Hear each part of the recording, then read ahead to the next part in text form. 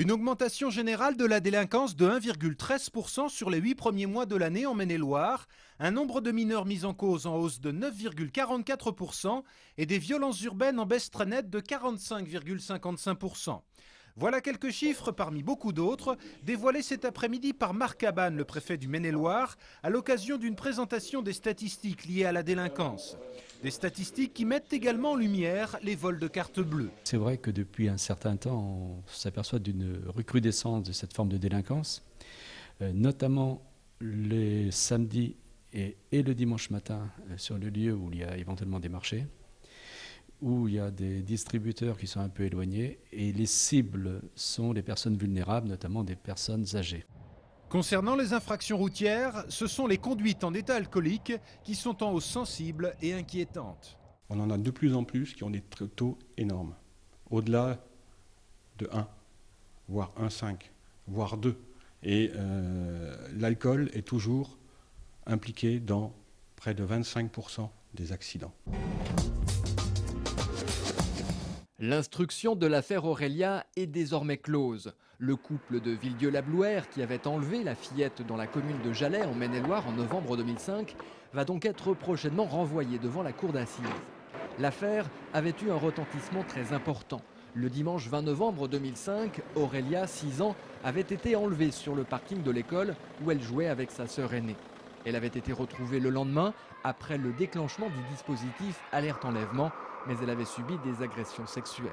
Le procès du couple de voisins à l'origine de ce drame, un père et une mère de Villedieu-la-Blouère, pourrait se tenir au printemps 2009. Des gens qui agressent des joueurs, des dirigeants, des arbitres sur un terrain se prennent 6-8 matchs de suspension. Moi, pour avoir simplement froissé quelques costards-cravates, j'en prends 12. 12 matchs de suspension, voilà la sanction infligée à Bruno Lahaye, l'entraîneur de l'ES Segré, pour avoir tenu des propos jugés inadmissibles envers sa hiérarchie. En août dernier, il critique dans la presse une nouvelle formule à 15 équipes imaginée par la Ligue Atlantique. La commission régionale d'éthique du football est alors saisie. Elle condamne Bruno Lahaye à 12 matchs de suspension. Cette sanction est sans précédent dans l'histoire de la Ligue. Bruno Lahaye ne regrette pas ses propos, au contraire, même si cette sanction l'a affecté.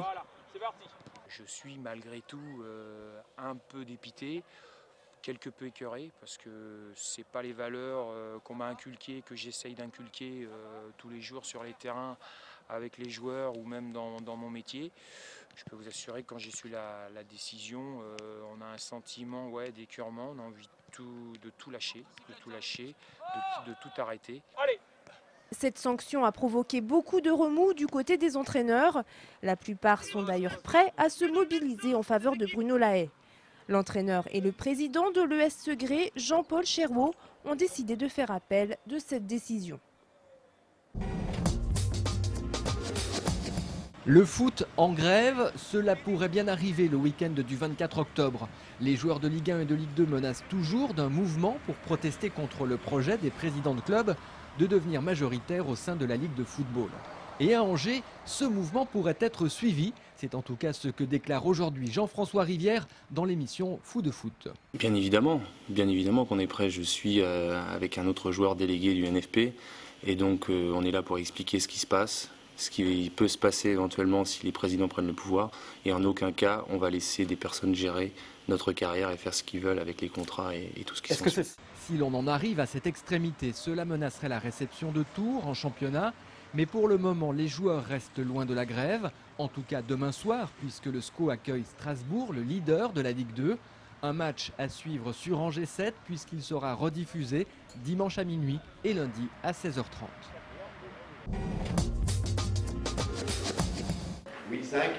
700 000 €, c'est le montant de la vente aux enchères d'arbres exceptionnels qui a eu lieu samedi dernier au domaine des Rochettes, près de Poincé. La pépiniériste Ghislaine de Préau-Carlo a ainsi vendu une centaine d'arbres rares et de collection, dont un magnolia caduc blanc estimé entre 9 000 et 12 000 € et enlevé à 14 800 €. Madame Carlo compte encore près de 2000 végétaux d'exception dans sa pépinière. Prête à se retirer des affaires, elle cherche aujourd'hui un repreneur.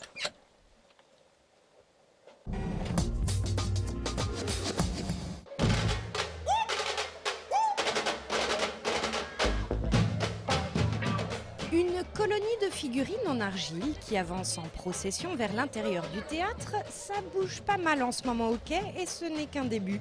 Ça bouge pas mal parce qu'on inaugure donc aujourd'hui la ponctuation Planète Terre, présentée par Open Arts au quai. Donc un temps fort artistique avec un spectacle et 3 installations autour des défis environnementaux. 3 installations à voir et d'abord Terramorphose de l'artiste angevine Lulu Baladar, un projet qui depuis janvier dernier a motivé de nombreux angevins à modeler la Terre. Ces figurines, elles sortent de l'eau, la Maine qui est juste à côté, et en file indienne, elles sont venues au quai. Alors il y a des milliers, on a travaillé 2 tonnes, même plus que 2 tonnes de terre, qui était une terre du Filet, un village de Potier qui n'est pas très loin. Et ces figurines ont été réalisées par des centaines et des centaines de personnes, de 2 ans à 110 ans. Deuxième installation dans une sorte d'escargot géant scénographié par l'atelier angevin Lucilum, c'est l'exposition Réfugiés climatiques. Un projet mené par Argos, un collectif de journalistes engagés qui s'intéresse à un enjeu majeur du XXIe siècle, le réchauffement climatique. Les photos ont été prises au Bangladesh. A priori, on devrait avoir aux alentours de 200 millions de réfugiés d'ici 50 ans d'origine climatique, donc liés aux conséquences du réchauffement climatique. Donc c'est énorme. Et ce que veut dire le collectif Argos, c'est qu'il faut dès aujourd'hui s'occuper de ce problème.